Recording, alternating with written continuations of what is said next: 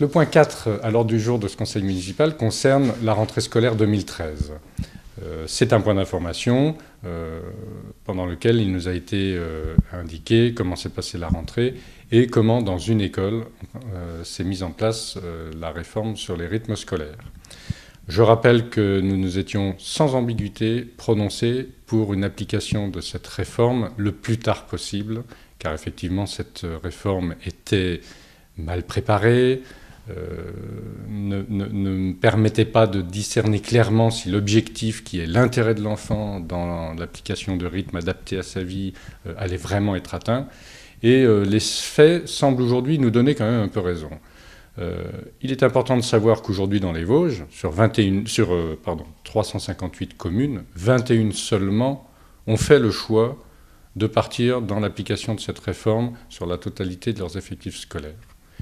21 communes sur 358, c'est un peu moins de 10% des communes des Vosges. À Saint-Dié, une seule école a décidé de le faire, ce qui fait qu'évidemment, la ville ne peut prétendre obtenir les subventions qui étaient accordées si la totalité des écoles avait embrayé sur cette réforme. Donc une seule école. Oui. Justement, si je peux me permettre, la ville n'a pas pu avoir de subvention, donc la ville demande une participation aux parents. Et justement, je trouve que c'est vraiment dommage parce que pour une ville, alors les adjoints nous disent 1 euro, c'est rien.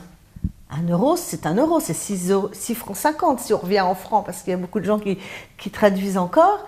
Et dans une ville comme Saint-Dié-des-Vosges, où on sait que le niveau de revenu est très bas, je trouve que on aurait pu trouver d'autres solutions. Il y a des reportages à la télé, on voit des communes qui font appel aux retraités, aux gens qui ne travaillent plus, ou à des bénévoles, qui font du jardinage, qui font de la cuisine, et en fait les parents ne payent rien. Moi je trouve scandaleux d'avoir mis, comme disait mon collègue, trop tôt cette réforme en marche et de faire financer les familles, quoi. Voilà, notre point effectivement sur cette réforme, c'est que, alors évidemment, la rentrée est toute récente, nous verrons ce qui va se passer. Il faut savoir aujourd'hui qu'à Ferdinand Brunot, le conseil d'école a décidé, contre quand même l'avis de beaucoup de parents qui ne voyaient pas comment cette application allait vraiment être positive pour leurs enfants. Le conseil d'école a décidé d'y aller. L'aménagement du temps de l'enfant, qui normalement est l'occasion d'offrir des activités de culture, de sport, d'ouverture, ne se fait que 2 fois dans la semaine, donc pas tous les jours. 2 fois, c'est pas beaucoup pour mettre en place une réforme et pour voir les bénéfices réels de l'objectif qui était visé. Donc 2 activités seulement, avec une participation financière d'1 euro. On peut se poser la question de comment font les autres villes.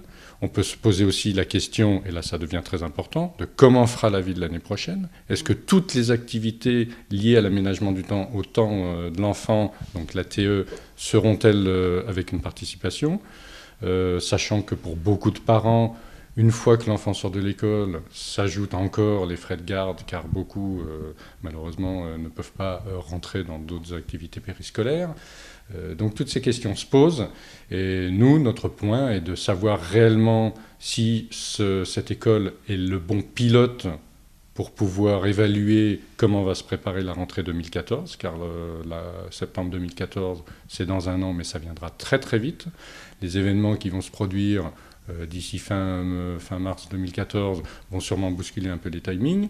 Donc nous, ce que nous demandons, ce que nous souhaitons, c'est que effectivement cette école soit un vrai pilote, mais dans une application, dans ce cas-là, beaucoup plus approfondie de cette réforme, et que la préparation de la rentrée scolaire ne soit pas reléguée à l'équipe suivante, comme l'a annoncé M. Ekbede, à partir d'avril, mais que d'ores et déjà, début janvier, un trimestre et le plus gros de l'année scolaire sera passé, que déjà, dès fin décembre, il soit fait une analyse de l'application de cette mise en œuvre à Ferdinand Brunot et qu'on en tire toutes les conclusions et que les Audaciens sachent réellement vers quoi comment va s'appliquer cette réforme sur l'ensemble des écoles et pour l'intérêt de leurs enfants, bien entendu, en 2014.